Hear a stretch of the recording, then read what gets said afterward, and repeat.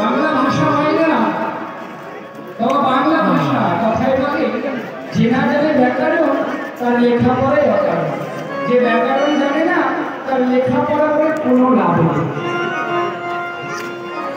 কোনো লাভ নেই।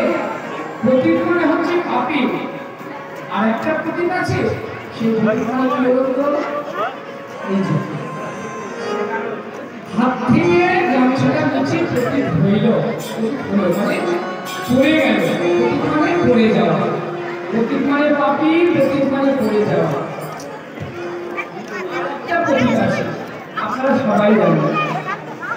আচ্ছা বাবা, আপনাদের পূর্ব দিকের জমিটা যদি ৫-৬ বছর থেকে চাষবাস কি বলবেন বাবা, কমিটি বাবা কি বলবেন তো? আরে তোর পূর্ব দিকের জমিটা পৃথিবীর করে এসে চাষবাস কর, আমাদের এই দেহটা হচ্ছে আমরা কবি, আমাদের এই দেহটা বলা হলো দেহ জমি।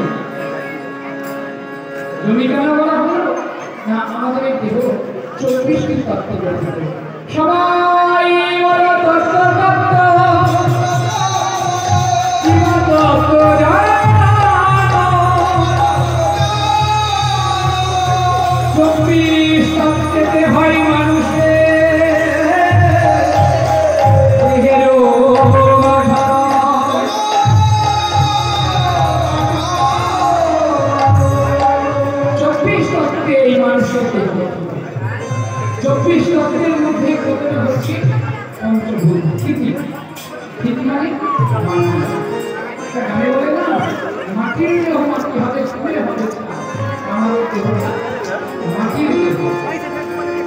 মাটির দেহকে যেদিন নিয়ে দেবে সেদিন ছাই হবে, আর যেদিন উঠে দেবে সেদিন প্রিমিটিভ হবে।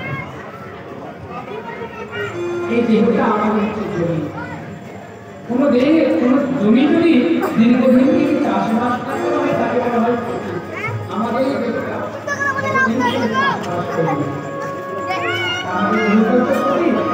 তাই তো বাংলার কবি সে রামপ্রসাদ সেন কি বললেন, মাকে বলছেন মা, সে বলবাই মাকে বলছেন মা, আমার এই দেহটা মাগো আমারে মা।